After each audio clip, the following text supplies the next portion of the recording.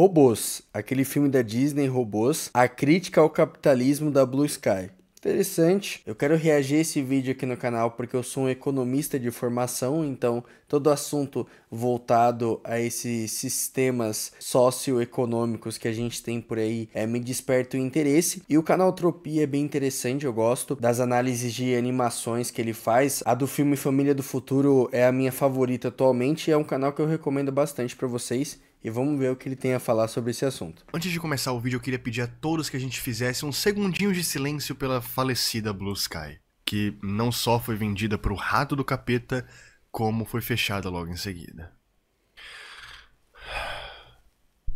Já deu. A Blue Sky, como a maioria aqui já sabe, foi um dos estúdios de animação mais influentes da nossa geração. E quando eu falo nossa geração, eu tô me referindo a você que nasceu entre 99 e, sei lá, 2005.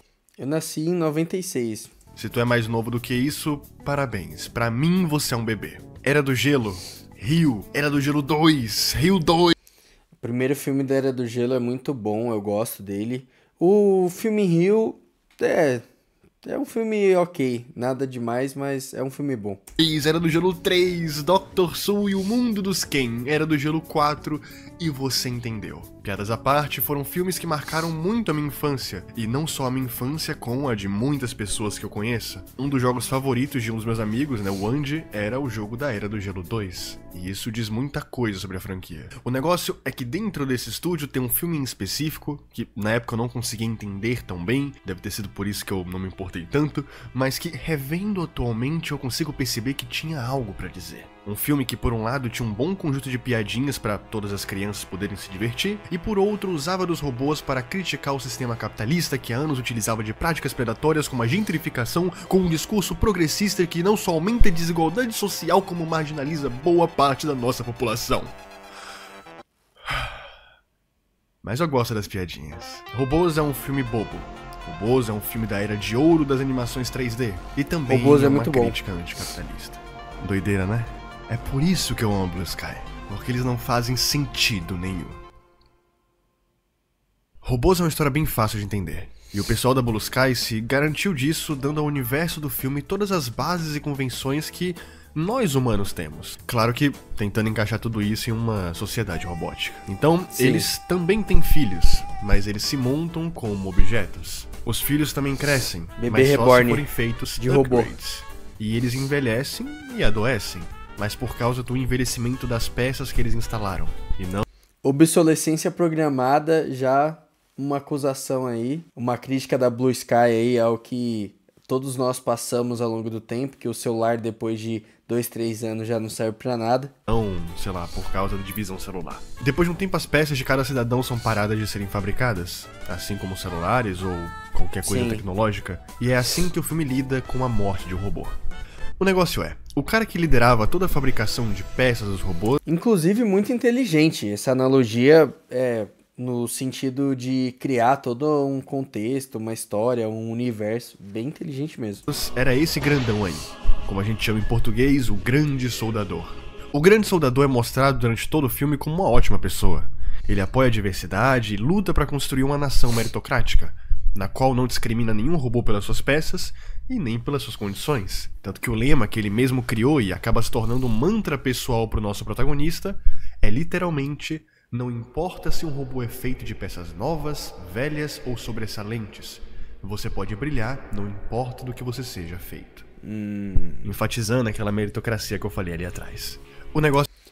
A meritocracia é uma coisa difícil da gente conversar, porque não é lógica. E se a gente sair um pouco da teoria e for pra prática, pra realidade, muitas vezes uma pessoa aplicada e esforçada, ela pode não ter o mesmo desempenho de uma outra pessoa, porque na base as pessoas são diferentes umas das outras e elas vão desenvolver habilidades diferentes umas das outras. E na sociedade, muitas vezes, habilidades que são importantes não são tão recompensadas quanto o futebol, por exemplo, que tem toda aquela questão do jogador de futebol ter um salário maior do que profissionais que exercem atividades de cunho muito mais relevante para nossa vida, enfim. Meritocracia é uma discussão bem complicada, talvez eu crie um roteiro pra gente conversar mais sobre isso. Assim como aquela propaganda que a gente vê em Wall-E, falando sobre como a vida no Cruzeiro Estelar é muito incrível e todo mundo gosta, e no final é a mais pura mentira, aqui em Robots é a mesma coisa. O grande soldador, ao longo do tempo, perde a sua força dentro da grande corporação de Robot City, e os novos executivos tomam conta do lugar.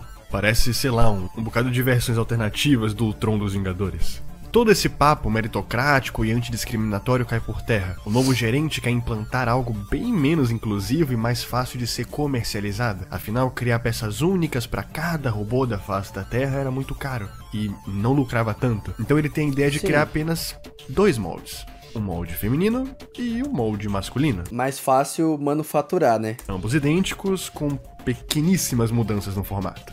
Todos os robôs do mundo seriam iguais. Ou melhor, todos os robôs do mundo que pudessem pagar por essas peças, já que, além de tudo, elas pareciam ser extremamente caras. É nesse momento que vários problemas aparecem. Aí, ó os problemas aí. O corpo dos robôs nesse filme não serve só como corpo enquanto físico, e sim como boa parte da personalidade de cada um. O robô engraçadão e enérgico é todo esguio e desengonçado. As suas peças são magras e bastante contorcíveis, além dele ser vermelho, ou seja, a cor da energia, da velocidade, da paixão e da raiva. Justamente o que ele é, um robô explosivo em todos os sentimentos. Já o robô mais calmo é o grandão, que tem a sua cor verde e a sua lataria bem grande para significar que ele é o protetor do grupo, além de ele ser o cara da paz, e a cor verde evocar justamente esse sentimento, calmaria, plenitude, paz. A mais nova é a robô amarela. E adivinha? Amarelo significa leveza, juventude, criatividade e alegria. Até mesmo por isso que a faixa do Michelangelo das Tartarugas Ninja é laranja/amarela. E ele é o mais bobão de todos. O corpo dela também é bem elástico e ela usa disso várias vezes no filme, criando uma individualidade muito bacana. Tipo, eu achei muito o fato dela ser a única que usa aparelhos dentários, justamente pra evocar esse sentimento de adolescência, porque ela é uma adolescente. E olha que eu nem sabia que o robô tinha dente. O ponto é que ao padronizar a estética de cada um e fazer todo mundo ser exatamente a mesma lataria cinza sem graça alguma, pra esse mundo dessa galera, você não tá só encaixando os robôs num padrão de beleza, você tá literalmente mudando e distorcendo a personalidade deles. Total. Isso é muito problemático. E eu acho que, se já parece muito ruim a imposição de um padrão pelas grandes empresas estéticas aqui no mundo real, imagina pra eles.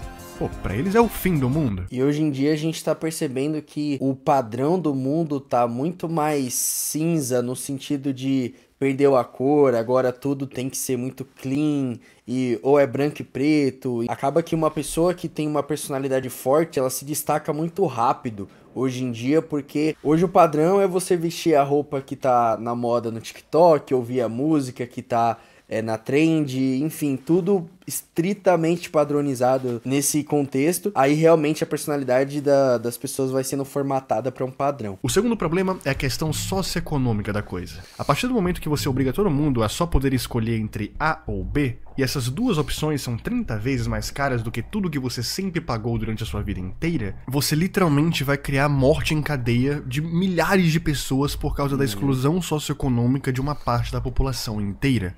E o nome que as pessoas dão pra esse tipo de destruição sistemática é genocídio. Esses executivos novos literalmente estariam sendo genocidas com mais da metade da população do mundo de robots. Ou você é exatamente da cor que eu quero e como eu quero, com as peças que eu quero, ou você não serve, ou você é inferior. Tá ligado que, mesmo sendo um filme bobinho pra criança, bem sério se você para pra pensar, ainda mais quando a gente lembra dos esforços dos roteiristas de criar uma sociedade robótica extremamente baseada na nossa. É doido pensar nisso. E o terceiro problema é o problema populacional da coisa. Porque pensa comigo, a empresa, ela quer lucrar acima de tudo. Quanto mais pessoas, mais lucro. Então todo aquele papo das peças um dia pararem de serem fabricadas vai acabar também. Porque é só eles continuarem lançando upgrades e mais upgrades que toda a galera que tem condição de comprar, vai comprar. E quem é que tem condição de comprar? Os ricos, justamente a parcela privilegiada de Robot City. E o problema é quando o sistema cria a possibilidade de upgrades infinitos. Isso quer dizer, na linguagem do filme, que os robôs que tiverem dinheiro suficiente vão ser imortais. Dentro da organização social, a gente tem algumas ramificações que a gente pode explorar. Uma delas é como que os modelos econômicos eles vão se desenvolvendo ao longo do tempo. E hoje em dia, o modelo de organização econômica que é muito comum de se ver é o corporativismo, que é basicamente o seguinte: existe ali um conglomerado de empresas que elas não querem competir com mais ninguém. Então, em muitos países, né, nos Estados Unidos, aqui no Brasil existe muito, elas podem criar lobbies, né, no Congresso. Um lobista dentro da política ali do país, ele serve para defender muitas vezes o interesse de algum setor empresarial. E com isso, as empresas elas vão moldando leis, muitas vezes elas incentivam a criação de leis para que seja muito difícil novas empresas surgirem para competir com o mesmo modelo que aquela empresa X, aquele modelo de mercado X já tem a dominância do mercado. Então é muito complicado porque isso muitas vezes é confundido com um tipo de sistema capitalista. Então a gente precisa analisar todas essas nuances que existem, porque realmente assim não dá para negar que existem conluios dentro do mercado para que não exista mais concorrência, e aí, além do corporativismo, a gente tem os monopólios e tudo mais, que realmente criam essa sensação de que a gente não tem mais opção, é só aquilo mesmo e acabou. É igual como a Apple faz hoje em dia. Ela parou de colocar o carregador junto do celular quando você compra um iPhone novo, com a desculpa de questões ambientais que ela estava tentando prevenir, e que as pessoas que compram um iPhone geralmente já têm o próprio carregador, então isso ajudaria a estimular que as pessoas reutilizem. Mas como a gente sabe, tudo que existe hoje tem uma obsolescência, né? Tem ali um desgaste programado, incluindo os carregadores que a gente utiliza. E tirando tudo isso, eu nem tô contando quando o governo resolve incentivar certo setor do mercado, muitas vezes por motivo nenhum, e isso acaba criando um desequilíbrio bizarro na dinâmica de como aquele mercado vai se organizar. E a gente tem um exemplo disso que eu tô falando aqui no Brasil, que é o Polo Industrial de Manaus, né?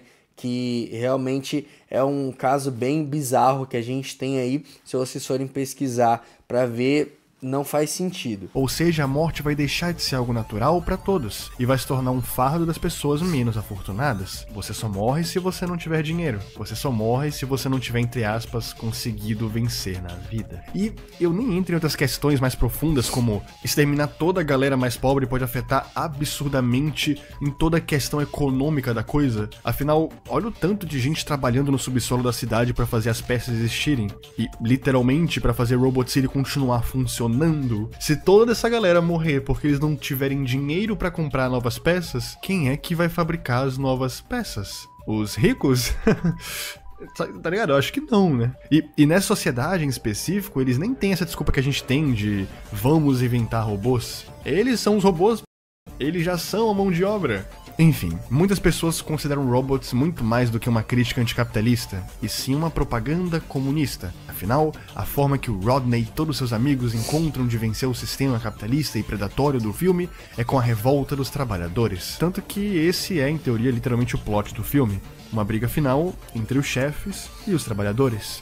E quando os trabalhadores finalmente ganham, o Tron do Paraguai e a sua equipe são mandados embora e o grande soldador volta como essa figura onírica e perfeita que vai colocar ordem em tudo. Aí eles têm um número musical, porque, sei lá, todo filme dos anos 2000 tinha que terminar com música e Sim. o filme acaba. Yay, capitalismo é ruim e viva os trabalhadores. Não, mas não é bem assim. Tem algo errado nisso aí. Claro, tem uma crítica anticapitalista bem poderosa em robôs, isso é um fato, pô. Eles nem disfarçaram isso. Agora, falar que essa crítica também é comunista... acho que dá pra analisar um pouco melhor essa coisa aí. Eu não vou mentir que as cenas finais de Robots me incomodam um pouco. Porque, lembra da frase que eu falei? Uma briga final entre os chefes e os trabalhadores? Então... isso é mentira. Na real, é uma briga entre os trabalhadores contra os próprios trabalhadores. É literalmente uns 5 minutos dos nossos protagonistas espancando toda a galera explorada do subsolo, e depois que todo mundo é derrotado, a pessoa que volta ao poder é o grande soldador. E todos aqueles robôs que foram derrotados, eles não são reensinados, os protagonistas não chamam eles e, sei lá, nem criam alianças. Só fica o cadáver de todo mundo ali, tipo...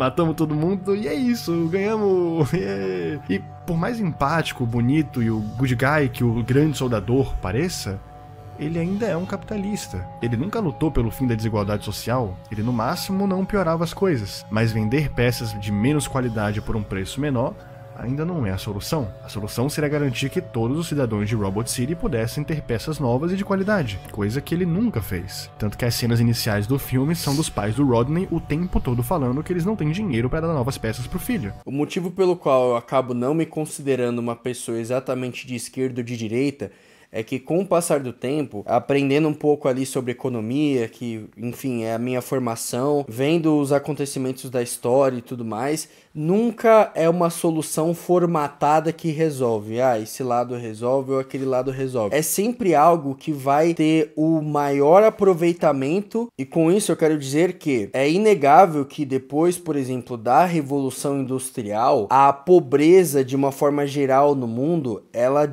foi diminuindo gradativamente até hoje. Talvez você já tenha até ouvido do seu professor de história que você vive uma vida muito melhor do que um rei do século XVI, XVII, o que realmente é verdade. Porque de fato, as soluções que foram sendo criadas ao longo do tempo melhoraram a vida e muito de uma grande maioria da população, não só dos mais ricos. Porém, por consequência, as pessoas que já estão em um lugar de privilégio na sociedade, conforme as coisas vão melhorando, essa distância entre elas e as pessoas comuns vai ficando cada vez maior. E isso vai gerando muitos debates, como por exemplo, por que existem pessoas como Elon Musk e pessoas que moram na rua. E isso não dá para resolver falando, tem que ter a esquerda, tem que ter o lado da direita, o que eu tô falando é certo.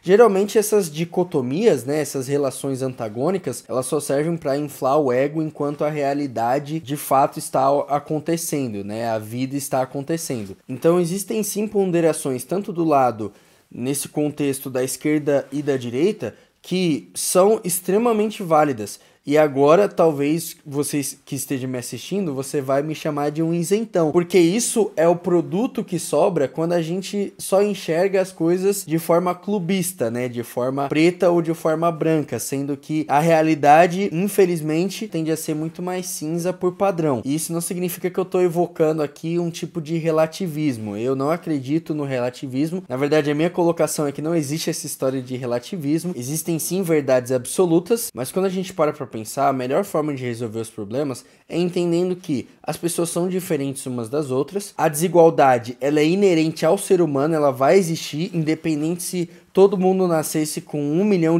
na conta, e apesar de eu concordar que não existe um modelo econômico que está 100% correto, que não possui nenhuma falha na sua proposta, ainda assim, se a gente olhar ao longo da história, o sistema econômico de mercado focado na produtividade e no fazer mais com menos, que é o mercado que mais se aproxima do modelo capitalista, que inclusive esse nome capital foi uma palavra aí popularizada pelo próprio Karl Marx, ainda assim não existiu nenhum outro modelo mais competente em escala global do que esse. Porque o Grande Soldador nunca se importou muito com esse lado. E claro que na verdade o Grande Soldador em si não é nem um personagem, convenhamos. Ele existe só pra dizer de alguma forma que há esperança. Ele é, como a gente fala na jornada do herói, a motivação do herói pra vencer os obstáculos. A maior função do Grande Soldador é literalmente motivar o Rodney. Assim como ele motivou na infância, assim como ele decepcionou na fase adulta, e assim como ele reconquistou as suas forças depois de perceber a merda que estava fazendo. Se você parar pra pensar, o Grande Soldador em si não faz nada. No máximo ele é pego pelo vilão e tem que ser resgatado. Mas assim, eu acho que as críticas de Robots são bem válidas. E é engraçado porque elas são muito exploráveis. Ao mesmo tempo que eu posso enxergar essa questão da uniformização dos robôs como um grande problema no quesito pessoal de personalidade, outras pessoas podem encaixar essas críticas nas suas próprias vivências. Um vídeo que eu achei muito falava sobre isso é esse da Draw Opinion Dump, que se chama Como Robôs de 2005 Rejeitava Gênero e Capitalismo, onde ela explica muito bem sobre como essa uniformização poderia matar completamente a identidade de gênero de uma pessoa e como o filme inúmeras vezes luta contra isso. É uma forma muito legal e criativa de se enxergar um filme que provavelmente nem fez isso de propósito. Eu vou estar deixando o link na descrição aí dela porque é realmente um vídeo muito bacana. Quando eu falo que é uma crítica que às vezes nem foi feita de propósito, é porque a crítica original era muito mais focada apenas na gentrificação. E os próprios criadores falam isso.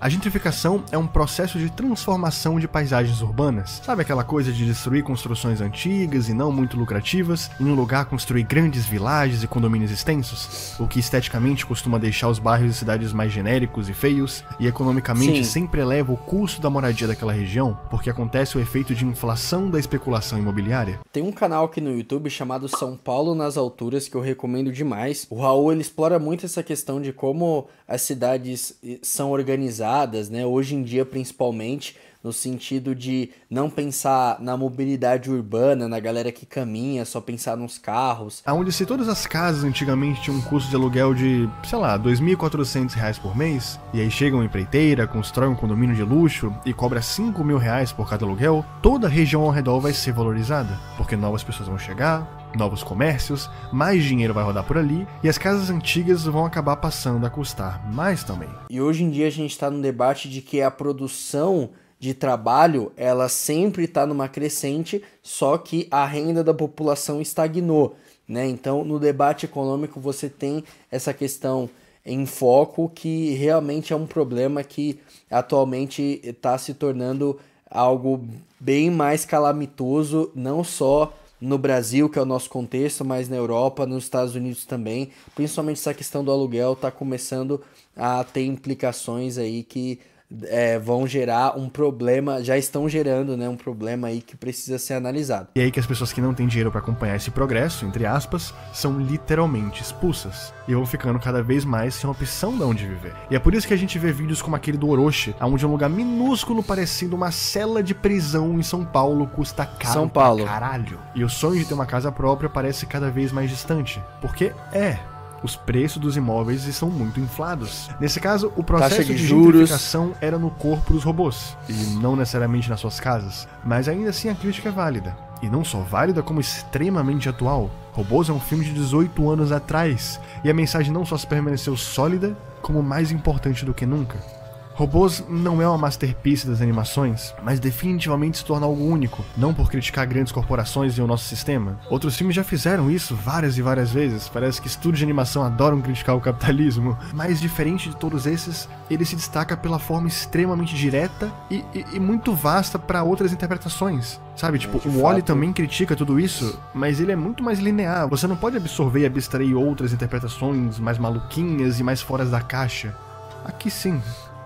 Aqui é outro nível, sabe? É um filme muito direto, e eu achei isso muito foda. De verdade. Sabe por que eu disse que a Blue Sky não fazia sentido nenhum lá no início? Antes de começar toda essa parte do robôs? Então, não foi só pra fazer uma frase de efeito bonitinha não.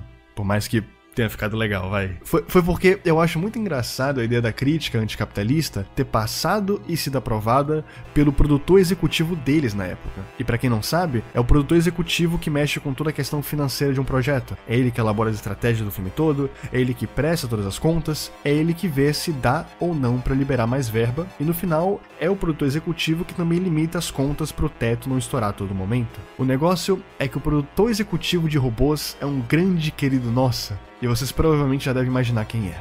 Ai, o nosso Chris. Chris, esse que criou a franquia mais preguiçosa da face da Terra e me fez ter conteúdo por mais alguns meses aqui nesse canal. Eu tô quase aceitando que eu sou fã desse cara, sério. É tipo uma relação tóxica de amor e ódio. Só pode. Só pode, esse cara sempre acaba voltando.